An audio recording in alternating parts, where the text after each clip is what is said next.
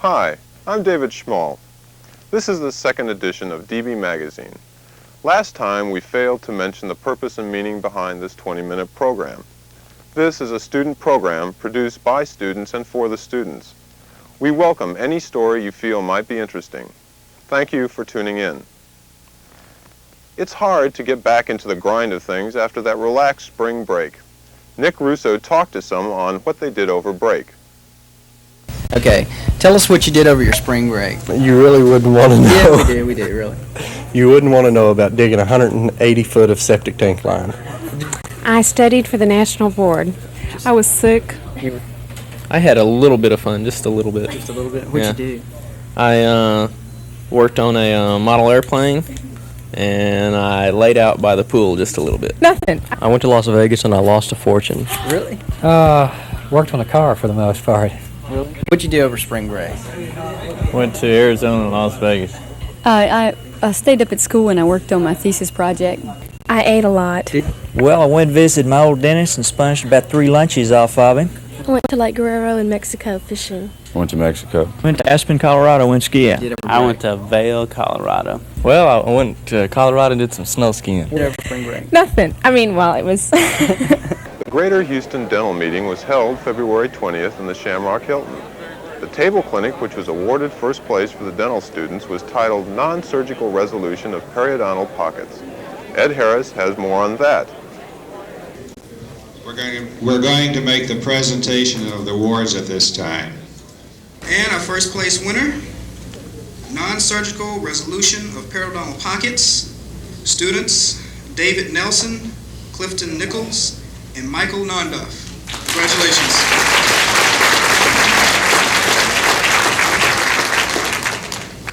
On my right are the first place winners of the 1981 UTDB table clinics. I have with me David Nelson, Mark Nichols, and Mike Nondorf. Their table clinic was titled Periodontal Disease and the Medically Compromised Patient. Could one of you tell me a little bit about this? Basically, what this is this was a procedure put together by Mr. Paul Keyes of the National Institute of Dental Research, and there are 3 categories of patients who really have periodontal disease who can't undergo surgery, and that would be medically compromised, someone who can't afford it, or the third category would be someone who's basically afraid of surgery and doesn't want the surgery to start with. And this is a procedure using basically items you can buy in any grocery store to enhance oral hygiene and actually decrease inflammation of the periodontal tissues to a point to where you can get some resolution of the pockets and then basic resolution of the periodontal disease.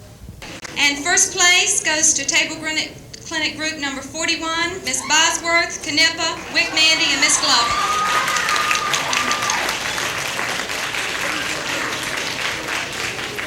Winners of the dental assistant students from the University of Texas Dental Branch, and that is A Healthy Smile is a Happy Smile, Annabeth Medlock and Wanda Thomas.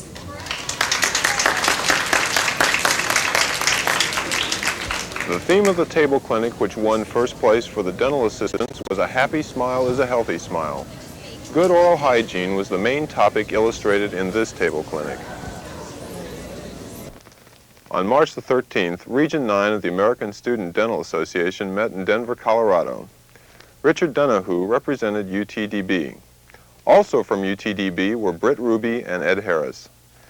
The items discussed at that meeting concerned the new publications that ASDA will put out and the lack of participation in the free term life insurance program. Here is Richard Donahue with more ASDA information. My name is Richard Donahue, and I'm one of your delegates for the American Student Dental Association. Coming up, we have the 1981 ASDA Preventive Dentistry Award, which is offered and sponsored by the Johnson & Johnson Company. They offer a $1,000 award to the student who contributes to preventive dentistry through personally developed projects. And this project needs to be of your own accord, and you need to just contact Dr. Konisberg if you have any more questions about it. Also, one of the comments I'd like to make is at the last meeting, we are very unique in that we are represented by 100% participation as the members in our school.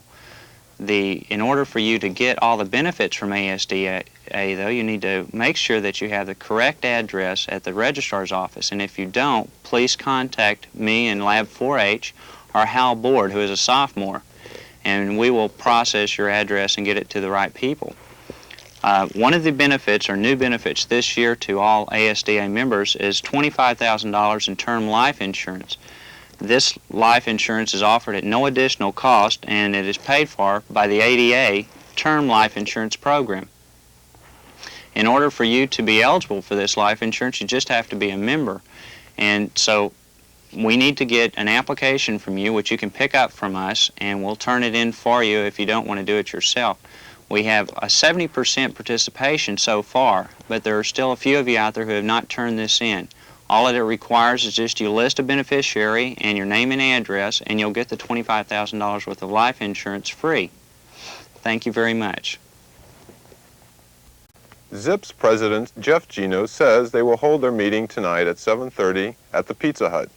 On April the 4th, they will travel to Delta Downs for the horse races, and they will hold their annual Special Olympics at Del Mar Stadium on April the 12th. Paul Levine announces the Alpha Omega chapter will be holding a luncheon this week. Psi Omega president Rick Richter says his fraternity will also travel to Delta Downs for the horse races this month on April 25th. And last but not least, the Student National Dental Association will hold their meeting tomorrow. In February, the Psi Omega fraternity had their Founders Day celebration. They celebrated by honoring their alumni with a barbecue and country western dance. Dr. Frank Trice was presented with a silver tray from the fraternity.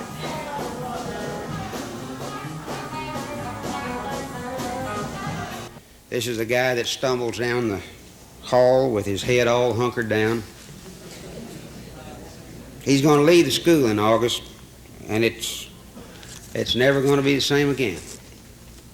This is the guy you're honoring tonight, and I want you to know how pleased I am, and I know you are, to call him our friend. Frank? Okay, it says in appreciation of Dr. Frank Trice, Delta Upsilon, Psi Omega, 1981.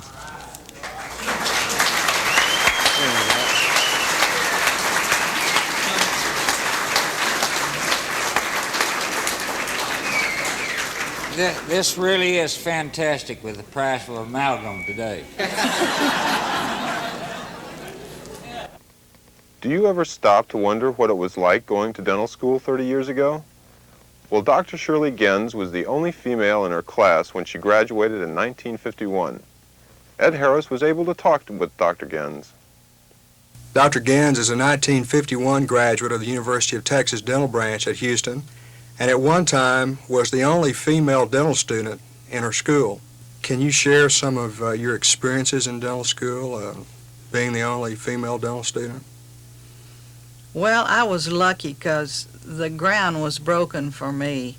There were 7 girls in the senior class when I was a freshman and 3 in the junior class. So as I wasn't such a different thing on the campus. But I had one fella in my class ask me, he said, "Why are you going to dental school? Are you hunting a husband?" I told him, I said, "Well, if I were hunting a husband, I'd find a lot cheaper way to find one than going to dental school." Then the males accepted you rather well. Oh, yes. Most of the fellows in the class were fine. No problems. When did you begin teaching here at the school? I began teaching in 1951. Been teaching ever since. So ever since you graduated from dental school, then you have practiced and taught part-time? That's right. Did you find that to be a good mix? Have you? I've enjoyed it. I enjoy teaching. And I've enjoyed the students. Dr. Gens, I appreciate very much you appearing with us today, and good luck to you in the future in your teaching and practice. Thank you. Same to you. You'll need it. Thank you. The deadline for the canoe trip is today. For more on that, here is Chuck Johnston. Hi, I'm Chuck Johnston. I've been asked to speak with you today about the canoe trip coming up on May the 1st through the 3rd, sponsored by your student union.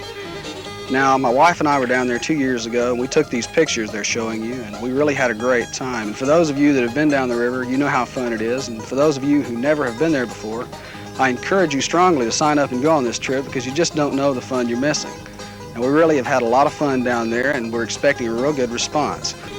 Now remember, if you have any questions, contact Alan Coleman or Ray Gillespie here at the school, or call Cindy at 792-4808. Remember, the sign-up deadline is 5 o'clock this afternoon. In order to sign up, go to Auxiliary Enterprises across from the UT Med School bookstore. And thank you very much, and hope to see you there.